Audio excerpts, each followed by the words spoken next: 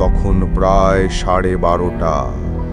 জনবিরল গ্রামের একটা পুরনো রেল স্টেশনে পায়চারি করছে রফিক। শেষ ট্রেনটা ছেড়ে গেছে অনেক আগেই। রফিক ফিরতি ট্রেন মিস করেছে, তাই এখন একাই অপেক্ষা করছে ভোরের ট্রেনের জন্য। হঠাৎ রফিক শুনতে পেল ট্রেন আসার মতো শব্দ। সে অবাক হলো, এই সময়ে তো কোনো ট্রেন নেই।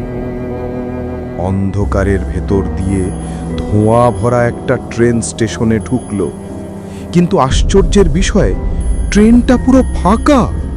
ভেতরে কোনো যাত্রী নেই, এমনকি কোনো আলোও নেই। কৌতূহলবশত রফিক ট্রেনের ভেতরে ঢুকল। চারপাশে শুধু ধুলো আর স্যাঁতস্যাঁতে গন্ধ। হঠাৎ করিডোরের শেষ সিটের ওপর এক সাদা শাড়ি পরা নারীকে দেখতে পেল। তার দিকে চেয়ে আছে, চুল এলোমেলো। রফিক এগিয়ে গিয়ে বলল, আপনি এখানে একা বসে আছেন কেন? এই ট্রেন তো চলছে না।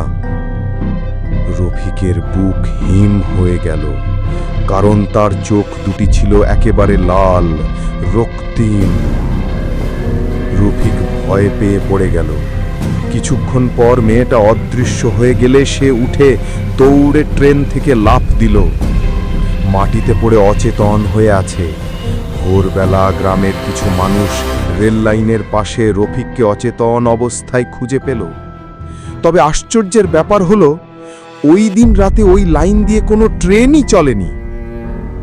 এরপর থেকে রফিক আর কখনো রাতের ট্রেন ধরেনি।